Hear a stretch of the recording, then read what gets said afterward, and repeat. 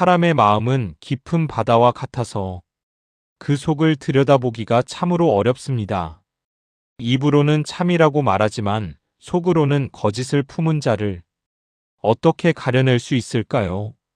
오늘날처럼 거짓말 탐지기도 정밀한 과학 수사도 없던 시절, 우리의 선조들은 오직 사람 그 자체를 지켜보며 그 속에 숨겨진 진실을 찾아냈습니다.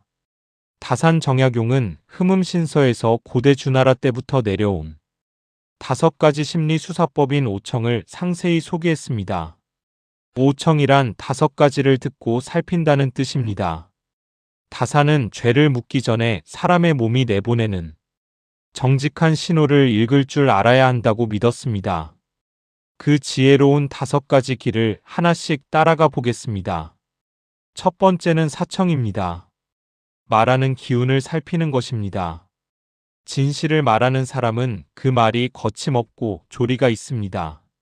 하지만 거짓을 꾸며내는 자는 그 말이 앞뒤가 맞지 않고 자꾸만 머뭇거리게 됩니다. 말을 돌리거나 쓸데없이 길게 늘어놓는 건 역시 불안한 마음을 감추려는 신호입니다. 지혜로운 판관은 그 말의 틈새를 놓치지 않았습니다. 두 번째는 색청입니다. 얼굴빛을 살피는 것입니다. 사람의 마음이 요동치면 얼굴빛은 숨길 수가 없습니다. 거짓을 들켰을 때 얼굴이 붉게 달아오르거나 반대로 겁에 질려 잿빛처럼 창백해지는 변화를 살피는 것이지요. 얼굴은 마음의 거울이기에 아무리 입으로 속이려 해도 얼굴색은 진실을 말하게 마련입니다. 세 번째는 기청입니다. 숨소리를 살피는 것입니다. 거짓을 말하는 자는 가슴이 두근거려 숨이 가빠집니다. 판관의 질문이 날카로워질수록 숨소리는 더욱 거칠어지고 어깨는 떨리기 시작합니다. 죄가 없는 사람은 숨결이 평온하고 고요하지만 죄를 지은 자의 가쁜 숨은 스스로 자신의 허물을 드러내는 정직한 소리가 되었습니다. 네 번째는 이청입니다. 귀의 반응을 살피는 것입니다. 이는 판관이 던지는 말에 상대가 어떻게 반응하는지를 보는 것입니다. 자기에게 불리한 이야기가 나올 때 귀가 쫑긋해지거나 엉뚱한 소리에 과하게 놀라는 모습 등을 관찰합니다. 마음이 찔리는 곳이 있으면 소리 하나에도 온몸의 신경이 곤두서기 때문입니다. 마지막 5번째는 가장 중요한 목청입니다. 눈빛을 살피는 것입니다. 눈은 마음의 창이라 했습니다. 죄가 있는 자는 판관의 눈을 똑바로 쳐다보지 못하고 시선을 이리저리 피하게 됩니다. 혹은 반대로 너무 과하게 눈을 부라리며 거짓된 당당함을 보이기도 하지요. 하지만 흔들리는 눈동자 속에 숨겨진 불안함은 그 어떤 변명보다도 확실한 증거가 되었습니다. 이 5가지 오청 수사법은 단순히 기술이 아니었습니다. 사람을 깊이 관찰하고 그 마음의 흐름을 읽어내려는 판관의 정성이었습니다. 다산은 이 수사법을 인용하며 조선의 관리들에게 가르쳤습니다. 고문으로 억지 자백을 받아내려 하지 마라. 그의 표정과 몸짓 속에 이미 진실이 적혀 있다. 그것을 읽어내지 못하는 것은 판관의 눈이 어둡기 때문이다. 당시 조선의 법 집행은 어떠했습니까?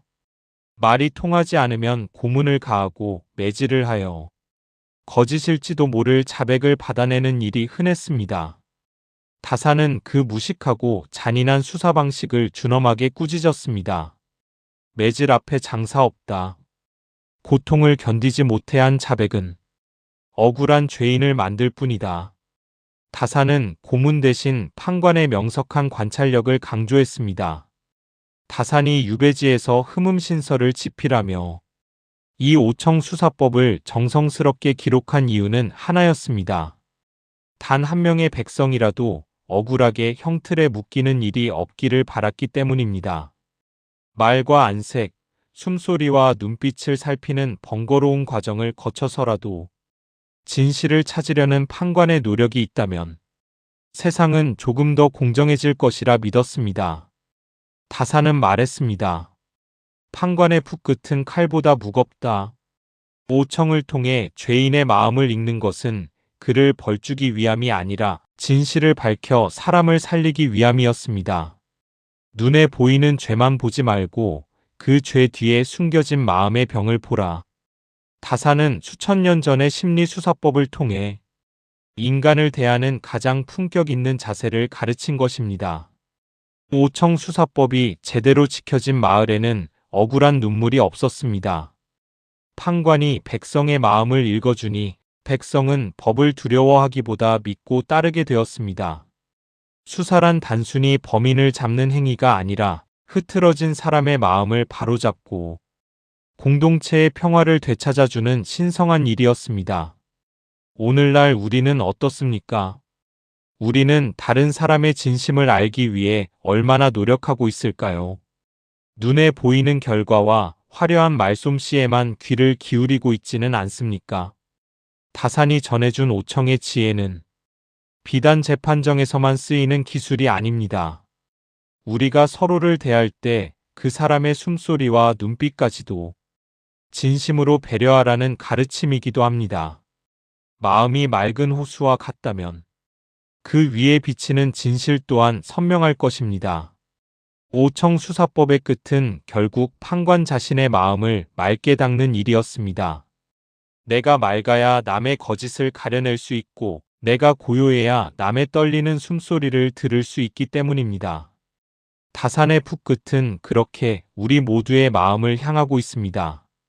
다음 화에서는 법의 뿌리를 찾아 더 깊이 들어갑니다. 동양 모든 법전의 표준이 되었던 위대한 기록, 당나라의 법전인 당률이야기입니다. 치밀하고 웅장한 법의 체계가 어떻게 조선의 법으로 이어졌는지 그 거대한 법의 흐름을 들려드리겠습니다.